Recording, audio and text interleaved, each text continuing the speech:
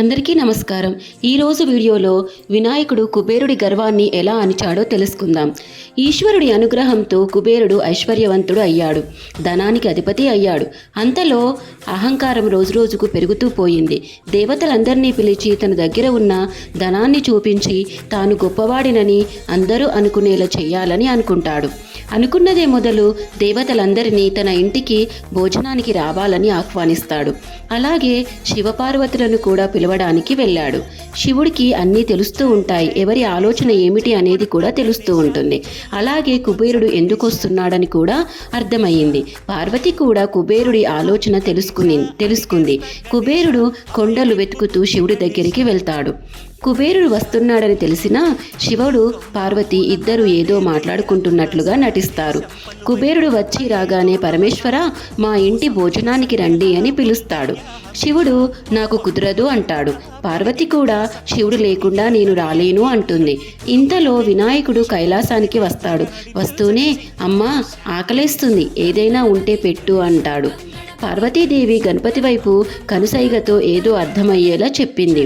తర్వాత కుబేరుడితో, కుబేరా, మా గణపతి మీ ఇంటి భోజనానికి వస్తాడు అంటాడు. అప్పుడు శివుడు అవునవును, గణపతికి విందు భోజనం అంటే మహా ఇష్టం, మా బదులుగా గణపతిని తీసుకువెళ్ళు అంటాడు పరమశివుడు. ఈ పిల్లవాడు ఆ భోజనానికి వచ్చేది, గుప్పెడు బియ్యమైనా తింటాడో లేదో అనుకొని గణపతిని తీసుకుని బయలుదేరతాడు. తన భవనంలోనికి తీసుకువెళ్ళి అక్కడ ఉన్న సౌకర్యాలను, ఇతర సంపదలను చూపిస్తాడు. కుబేరా, ఇవన్నీ వ్యర్థమైనవి, నేను వచ్చింది భోజనం చేయడానికి, నాకు ఆకలేస్తుంది, త్వరగా ఆహారం పెట్టండి అని గణపతి అనగా కుబేరుడు భోజనం సిద్ధం చేయవలసిందిగా అక్కడ ఉన్న పనివారికి చెప్తాడు. వెంటనే బంగారు కంచం పెట్టి రకరకాల తీపి పదార్థాలు, పానీయాలు, కూరలు, పండ్లు గణపతికి వడ్డిస్తాడు. అన్ని రకాల ఆహార పదార్థాలు వడ్డించినా కూడా గణపతి ఆకలి ఇసుమంతైనా తగ్గలేదు, కడుపు నిండలేదు, నా ఆకలి తీరలేదు, ఇంకా పెట్టండి అని గణపతి అంటాడు. వంటవారికి ఆహారం వండడం, గణపతికి వడ్డించడమే పనైపోతుంది.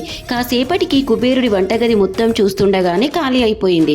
విషయం కుబేరునికి తెలిసింది. తన సంపద మొత్తం తరిగిపోతుంది, కానీ గణపతి కడుపు నిండడం లేదు. ఏం చెయ్యాలో అర్థం కాలేదు.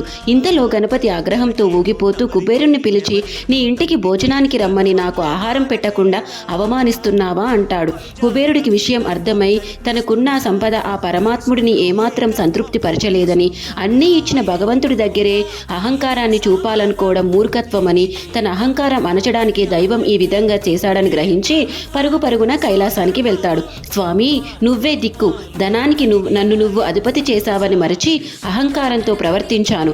అందుకు బదులుగా గణపతి నా సంపద మొత్తాన్ని ఖాళీ చేసి అన్నీ ఇచ్చిన భగవంతుడే అహంకారం ఇచ్చిన వారి సర్వసంపదలు తీసేస్తాడని నిరూపించాడు.